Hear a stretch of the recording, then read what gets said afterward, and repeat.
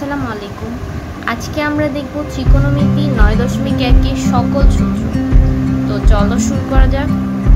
এখানে এই দুইটাই সমকোণী দুইটা ত্রিভুজ।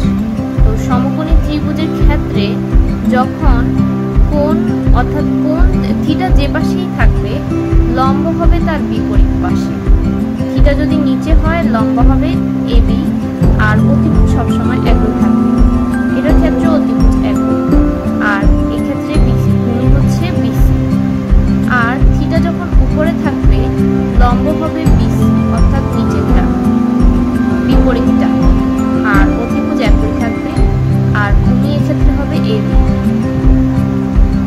সাইন থিটা ইকুয়াল টু লম্ব বাই অতিভুজ, কস থিটা ইকুয়াল টু ভূমি বাই অতিভুজ, ট্যান থিটা ইকুয়াল টু লম্ব বাই ভূমি, cosec theta equal to অতিভুজ বাই লম্ব, sec theta equal to অতিভুজ বাই ভূমি, cot theta equal to ভূমি বাই লম্ব।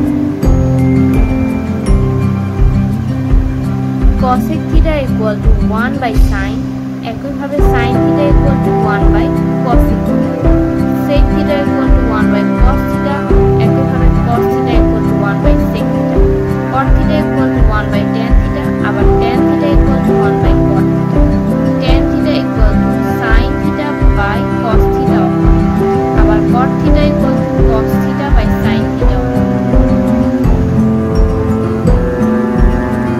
sin square plus cos square theta equal to 1, একইভাবে sin square theta equal to 1, ডান পাশের cos square কে বাম পাশে নিয়ে গেলে minus cos square, cos square theta equal to 1 minus, মানে ডান পাশের sin square theta কে বাম পাশে নিয়ে গেলে minus sin square, sec square theta equal to 1 plus tan square theta, একইভাবে sec square theta ডান পাশের tan square কে বাম পাশে নিয়ে আসলে minus tan square theta equal to 1, sec square theta minus 1 equal to tan square theta,